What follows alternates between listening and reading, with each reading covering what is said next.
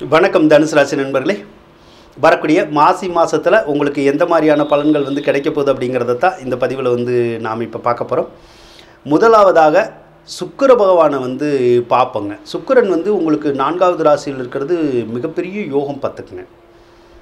ஏன்னா நீண்ட நாளாக ஒரு சிலர் வீடு வாங்கணும்னு நினச்சிருந்துருப்பாங்க, அந்த வாய்ப்புகளே கிடச்சிருந்துருக்காது. ஆனால் இப்போ கிடைக்கும், வாங்க முடியும். அதே மாதிரி வீடு கட்டணும்னு நினச்சிருந்துருப்பாங்க, கட்டவே முடியாது. ஆனால் இப்போ முடியும், கட்டலாம். ஏதோ ஒரு வகையில் சிலருக்கு வாகனங்களை கொடுக்கும், சிலருக்கு வீட்டுக்கு தேவையான எலக்ட்ரானிக் பொருட்கள், லக்ஸூரியஸ் பொருட்கள் அதெல்லாம் கொடுக்கும். அதே மாதிரி நீண்ட காலமாக வீடு சம்மந்தப்பட்ட வகையில் யார் கூடயாவது பிரச்சனை இருந்திருக்கலாம், சொத்து பிரச்சனை இருந்திருக்கலாம். அப்போ அந்த வீடு நமக்கு கைக்கு கிடைக்காம கூட இருந்திருக்கலாம் இவ்வளவு நாள். ஆனால் அப்படி வில்லங்கத்தில் உள்ள வீடை கைப்பற்றுறதுக்கு இப்போ நீங்கள் முயற்சி செஞ்சு பாருங்கள். கண்டிப்பாக உங்கள் முயற்சிக்கு பலன்கள் இருக்கும். கண்டிப்பாக அந்த வில்லங்கத்தில் உள்ள வீடு உங்களுக்கு கிடைக்கும்.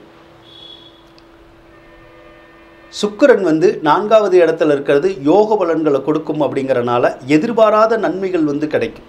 ஏன்னா லாபாதிபதி அவர் தான், யோகாதிபதி அவர் தான் உங்களுக்கு. அப்போ நல்ல லாபங்களை கொடுப்பார், எடுக்கிற காரியத்தில் வெற்றிகளை கொடுப்பார், மன நிம்மதியை கொடுப்பார், மன ஆறுதலை அவர் கொடுப்பாருங்க. ராகு பகவான் மட்டும் 4வது இடத்துல இருக்கிறது மட்டும் நல்லது இல்லை. ஏன்னா ராகு 4வது இடத்துல இருந்தால் ஒரு சிலருக்கு தாயார் ஸ்தானத்தை ரொம்ப பாதிச்சிடும். அதாவது அடிக்கடி தாயாருக்கு உடல்நலம் சரியில்லாமல் போயிட்டே இருக்கும், தாயாருக்கு மருத்துவ செலவுகள் அடிக்கடி ஏற்பட்டுக்கிட்டே இருக்கும், ஏதோ ஒரு பிரச்சனை இருந்துக்கிட்டே இருக்கும் உடம்புல. அதே மாதிரி சொத்துக்கள் வழியில் நிறைய விரயங்கள் ஏற்படும். ஏதாவது ஒரு சொத்தோ அல்லது பொருளோ கையை விட்டு போகிற மாதிரியான சூழ்நிலைகள் கூட ஒரு சிலருக்கு இருக்கும். ஒரு சில பொருள்களை நம்ம விற்கலாமா அப்படிங்கிற மாதிரியான எண்ணங்கள் கூட வரும். விற்கிறதுக்குடைய சந்தர்ப்பமும் இருக்குது. விற்கணும்னு நினச்சா வித்தரலாம். அதே மாதிரி இது தனி குடித்தனம் போகிற கிரகம். நீங்கள் வீடு விட்டு வீடு போகணும், ஊர் விட்டு ஊர் போகணுன்னு இருக்குது. அதே மாதிரி கூட்டு குடும்பத்திலலாம் உங்களால் வாழ முடியாது. ஏன்னா இப்போலாம் கூட்டு குடும்பமெல்லாம் உடஞ்சி தனி குடித்தனம் போகிற காலம். அந்த மாதிரி ஒரு சூழ்நிலை உங்கள் வீட்டில் இருந்தால் தயவுசெய்து கூட்டு குடும்பமாக இருக்காதீங்க. இருந்தீங்கன்னா நிறையா பிரச்சனைகள் தான் இருந்துக்கிட்டு இருக்கும். அதையும் மீறி எங்களால் நாங்கள் கூட்டு குடும்பத்தில் தான் இருப்போம், எங்களால் போக முடியாது அப்படின்னா ஏப்ரல் வரைக்கும் கொஞ்சம் அட்ஜஸ்ட் பண்ணி இருங்க. அதுக்கப்புறம் அந்த கூட்டு குடும்பத்தில் இருந்துச்சுன்னா உங்களுக்கு ஒன்றும் பிரச்சனைகள் ஒன்றும் வராது. அதே மாதிரி உறவினர் வகையிலேயே அப்படி தான். உறவினர்களாலேயும் நமக்கு நன்மை இருக்காது. உறவினர்கள் வகையிலையும் ஏதோ ஒரு வகையில் நமக்கு தொந்தரவு இருந்துக்கிட்டே இருக்கும். அதே மாதிரி எப்பயோ ஒரு சில சொத்துக்கள் நம்ம வாங்கி வச்சுருந்துருப்போம், அடமானம் கூட வாங்கி வச்சுருந்துருப்போம், ஒத்தி கூட வாங்கி வச்சுருப்போம். அதை கூட நம்ம இப்போ திருப்பி கொடுக்குற மாதிரியான ஒரு சூழ்நிலைகள் சிலருக்கு இருக்குங்க. 3வது இடத்துல சனி இருக்கிறது சகோதரஸ்தானத்தை பாதிக்கும். அதனால் கூட பிறந்த சகோதர சகோதரிகள் இருந்தால் அவங்களோட நமக்கு கருத்து வேறுபாடு வர்றதுக்குடைய அமைப்பு இப்போ இருக்க தான் செய்யுது. 10ஆம் அதிபதியான புதன் பகவான் நல்லா தான் இருக்கு. இப்போ புதன் நல்லா இருந்தாலே நல்ல யோகங்கள், நல்லதொரு வாழ்க்கையும் கண்டிப்பாக உங்களுக்கு கிடைக்கும். ஆனால் அதே புதன் 14ஆம் தேதி மீன ராசிக்கு போயிடுவார். அப்போ புதன் மீன ராசிக்கு போயிட்டா ஒரு சிலருக்கு வேலையில் தொந்தரவு வரும், அல்லது அந்த தொழில் செய்கிறதுல கொஞ்சம் இடைஞ்சல் இருக்கும். அப்படி இல்லைன்னா அந்த கணவன் மனைவிக்குள்ளே ஏதாவது ஒரு வகையில் கருத்து வேறுபாடு, சண்டை சச்சரவு, கொஞ்சம் பிரிவினை அப்படிங்கிறது இருக்கும். ஒரு 10-20 நாள் அந்த மாதிரி நடக்கிறதுக்குடைய சந்தர்ப்பங்கள் இருக்கும். சூரியன் வேறு உங்களுக்கு பாக்கியாதிபதி தான். சூரியன் நல்லா தான் இருக்காது. 3வது ராசியில் இருந்தால் கூட அவருக்கு நமக்கு வெற்றி வாய்ப்புகளை கொடுப்பார். முயற்சி செய்கிற காரியங்களில் ஜெயிக்கலாம், நல்ல யோகங்களும் கிடைக்கும்.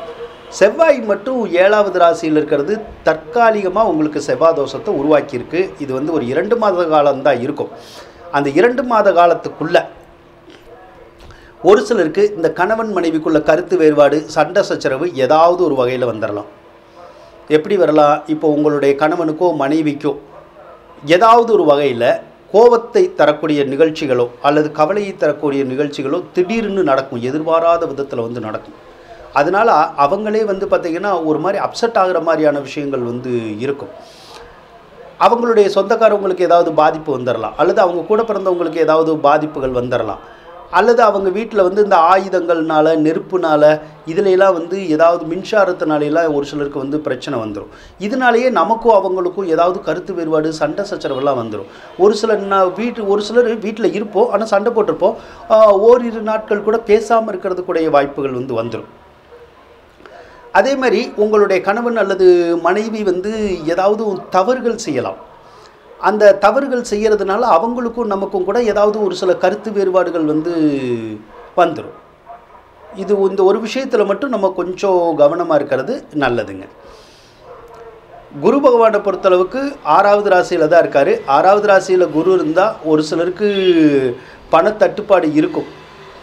அதே மாதிரி இந்த நகை நட்டுகள் வந்து அடமானம் போகிற மாதிரியான ஒரு சூழ்நிலைகள்லாம் கூட இருக்கும். ஆனால் ஒரு நல்ல விஷயம் என்னென்னா, குரு 6ல் இருந்துச்சுன்னா எவ்வளவு கடன் இருந்தாலும் அந்த கடன் தீரும். கடன் வந்து நல்லா அடையும். பார்த்துக்குங்க, நமக்கு வருமானமே இல்லையே எப்படி கடன் அடையும்னு கேட்கலாம். அப்படியெல்லாம் இல்லை. வருமானம் இருந்தாலும் இல்லைனாலும் ஏதோ ஒரு ரூபத்தில் கடன்கள் வந்து அடையக்கூடிய சந்தர்ப்பங்கள் வந்து உங்களுக்கு கண்டிப்பாக வரும். அதே மாதிரி முதல்ல மாதிரி இல்லை. தனுசு ராசிக்காரவங்க முதல்ல ரொம்ப சிரமப்பட்டீங்க, இல்லைன்னு இல்லை. அதில் ஒரு சிலரெல்லாம் இப்போ கைதேர்ந்து வந்துட்டீங்க.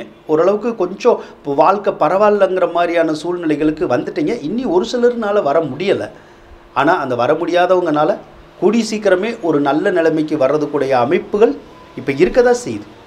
அதனால் நீங்கள் இன்னும் கொஞ்சம் மட்டும் பொறுத்து இருந்தீங்கன்னா கண்டிப்பாக உங்களுக்கும் ஒரு மறுமலர்ச்சி காலம் அப்படிங்கிறது வரும். ஒரு பொற்காலம் அப்படிங்கிறது சீக்கிரமே வரும். அது வந்து ரொம்ப தூரத்தில் இல்லை.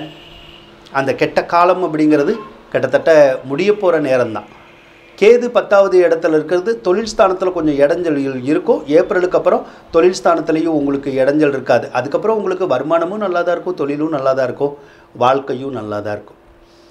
ஸோ இந்த மாசி மாதத்தை பொறுத்தளவுக்கு கொஞ்சம் பொறுமையாக இருக்க வேண்டிய மாதம். குடும்பத்தில் சண்டை சச்சரவு வந்தாலும் விட்டு கொடுத்து போங்க. கண்டிப்பாக நாம் கெட்டு போகிறதுக்கான சந்தர்ப்பம் இருக்காது. வாழ்கிறதுக்கான ஒரு அமைப்பு கண்டிப்பாக நமக்கு கிடைக்குங்க. நன்றி நண்பர்களே.